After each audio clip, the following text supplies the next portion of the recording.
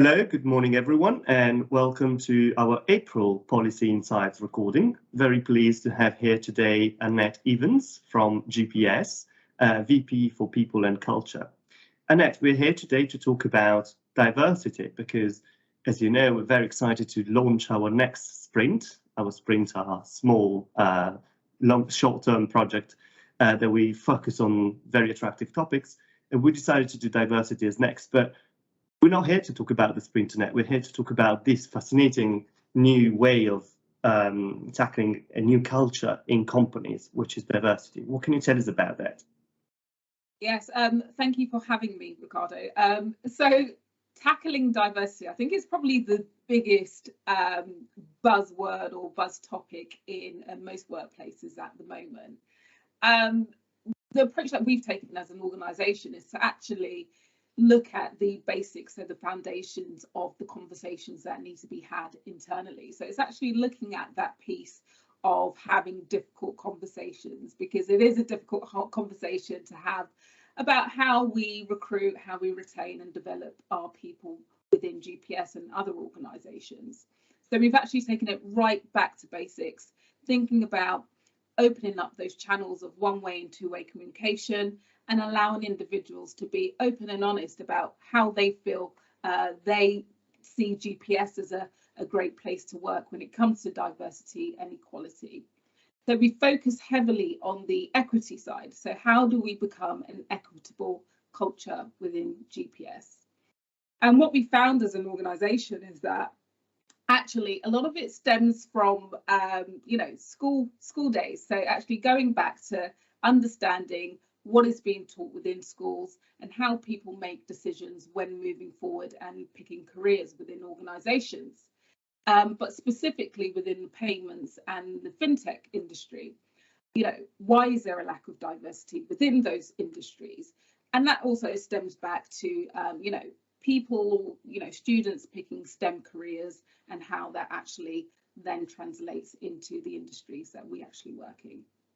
What do you think that there are the most difficult challenges to address to make sure that our industry becomes more diverse? Good question. It's funny. I had a good conversation with a former colleague about a couple of months ago, and we spoke about payments as an industry and actually looking at the events that the payments industry puts on during the year. So there's a number of different conferences, etc. And why there isn't that much diversity when you go to those conferences. So whether it's the speakers or whether it's the actual individuals coming to look at various payments providers. And what we actually spoke about was do different protected characteristics, so different groups, different diversity groups, do they know about the payments industry? It's still relatively new to a lot of people. Financial technology is still something that a lot of people are getting their heads around. And so I can specifically, being a Black female within payments, talk about within the home life, what industries are seen as lucrative industries for children or parents and children to start talking about getting into. And actually it stems from some people within the ethnic community think around getting into specific areas like medicine or going into law, and actually careers like financial services and payments and technology is not really spoken about. So there's a lot of work to be done there.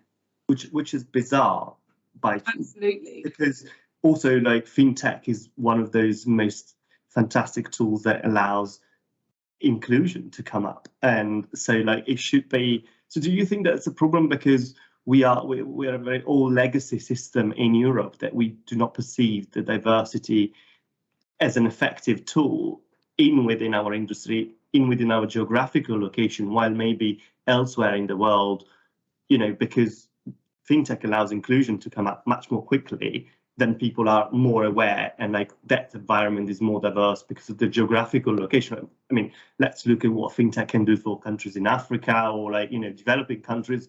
I think that the environment there is much more diverse than what can be here. Do you think that also geography plays a sort of role in this, or this is just my idea. I don't know. No, it's not your idea actually, and I think it's a really good point to raise. I think when we talk about geographies, you mentioned Africa. Africa's a good one to actually talk about. Mobile pay, for example, in Africa is just taken off within the last couple of years or so. I've recently been to West Africa in the last 6 months, and it's just picking up. And so you can see that there is a major difference in the thinking around, okay, what powers that mobile technology and that payments aspect? And people are just getting their heads around it. I know for me, when I talk to my mother, for example, about what I do in the industry, she just doesn't understand that. No, she just doesn't connect the two. So don't worry, I have the same problem with my father, who's a white man, so it's not a problem. Absolutely, and you've got to dumb it down to a certain degree for them to sort of understand. And I think that plays a big part. It is a complex industry to be in. So how can we make it understandable to the masses and those who have never heard of financial technology or payments? Yeah, of course. Yeah, and also like the trust element is, I think, a very important one, right? Because when you have to deal with all these fantastic apps and then put your money in it, then, well, maybe you think, oh my God, is this really safe? Is this really secure? Like, this is my savings. So am I really wanting to give my money to these people? Who are them? So like, certainly the trust element is also something else that can sometimes, be in contradiction with a established system, because you would probably normally recommend more established institutions, right? Well, we all offer products that are fantastic, but you have to build on the trust of the people. And maybe if there is a less educated background, you don't really understand that when you're authorized by the FCA, or, there are lots of, So, well, I think that this is a fascinating topic, and I'm very grateful to GPS for supporting our next sprint on diversity. And this is exactly because we want to analyze and address the problems that we see there are, and come up with effective solutions and drive the policy forward on this, because we do believe that we need more diversity in the payments industry to also create better products and grow faster. So no, I think it's fantastic. Annette, thank you very much for your time today, and we will be in touch very shortly. You're welcome. Thank you very much for having me. Thank you. Bye-bye.